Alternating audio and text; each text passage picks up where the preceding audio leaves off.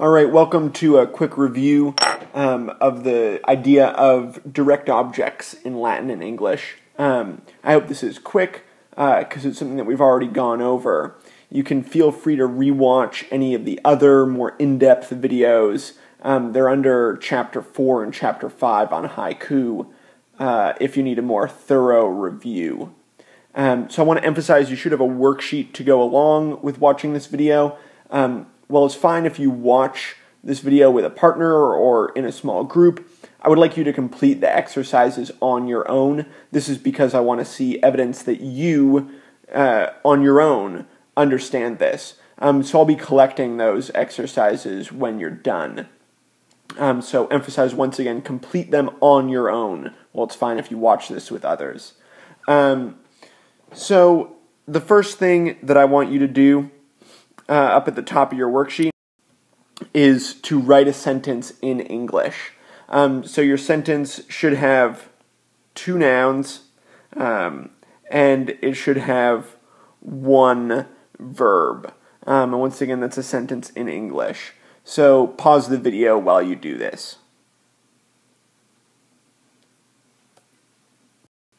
So this is my sentence. The raccoon eats the banana. Your sentence is likely quite different from mine, but that's okay. It still has some common elements that we can identify. For instance, think about what the action is in your sentence. That is, what is the verb in your sentence? I want you to pause the video and underline your verb.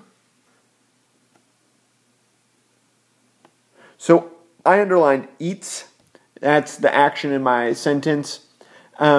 So you probably also have something that's the subject of your sentence. That's the noun that's doing the verb, that's doing the action. So what's eating in my sentence is the raccoon. I'm not going to mark that up at all. Just recognize that it's the raccoon subject that is doing the eating. In English, this noun typically comes before the verb. Notice that it's raccoon and then it's eats. So take a second and make sure you can point out your subject in your sentence. Now finally, you have another noun in your sentence that is the direct object of your verb. That is, it's receiving the action of the verb. So in my sentence, it's the banana. I'm going to squiggle that direct object. And if you want to pause the video and do the same to yours. Now I want you to take a look at the English sentences at the top of your sheet. You have 3 examples there.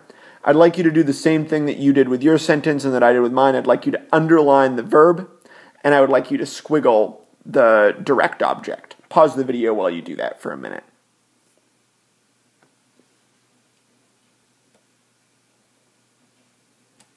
Alright, so you should have discovered a pattern in those sentences. The pattern is that the subject, which you didn't mark up at all, comes first. The verb, which you underlined, comes in the middle, and the direct object, which we can also call the DO, and here I've just written as object, which you squiggled, that comes last.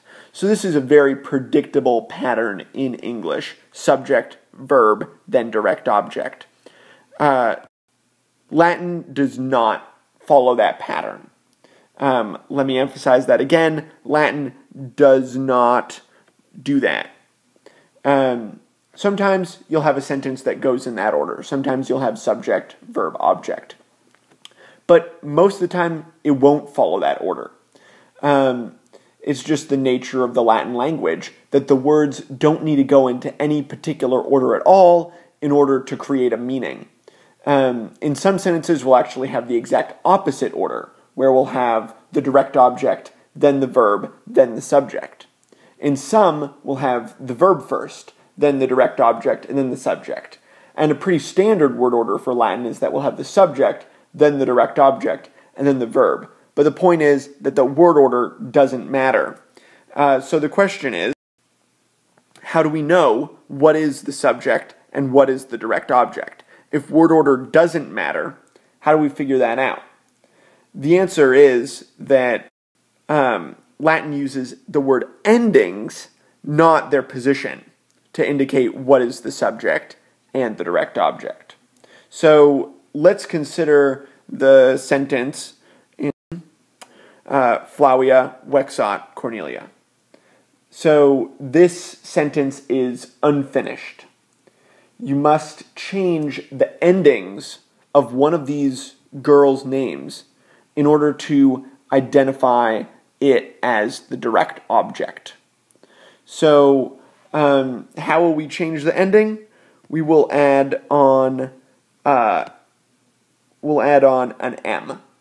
So let's add on an M right up here.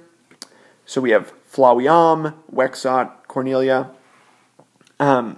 Now, here in this example, Flavia is our direct object. So if you wanted to translate the sentence, you would need to rearrange the Latin word order when you put it in English, and you'd translate it as Cornelia annoys Flavia. So notice that's exactly backwards. We can make Cornelia the direct object if we wish to, simply by adding, let me erase that, and erase that, and we can add that M onto Cornelia, making it Corneliam, Flavia vexat Corneliam, and now our sentence goes in the exact opposite order. That is, if we wanted to translate it, Flavia annoys Cornelia.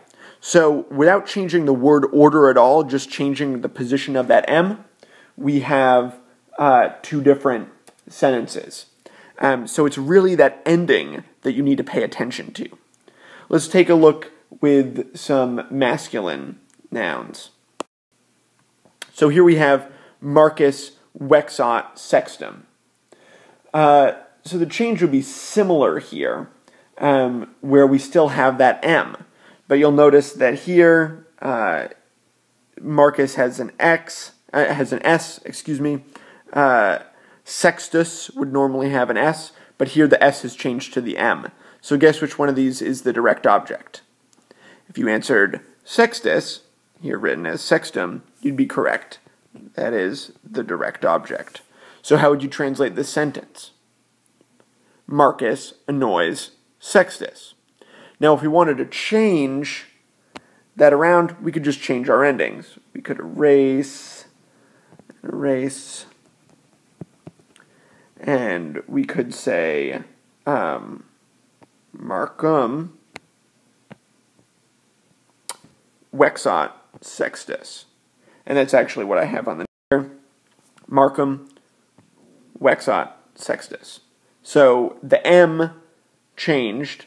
The position of the words stayed the same. The meaning changed.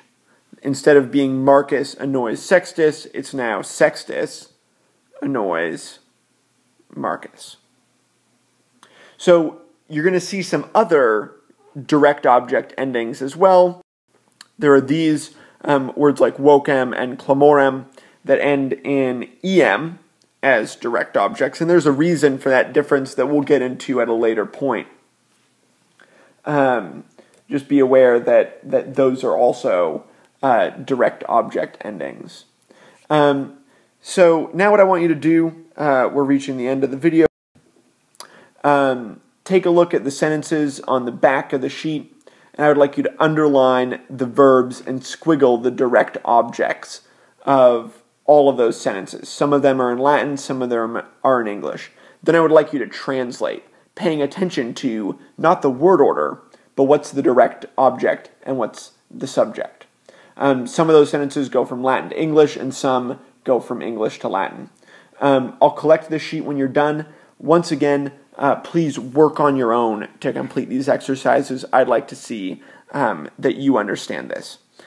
So good luck, and thanks for watching.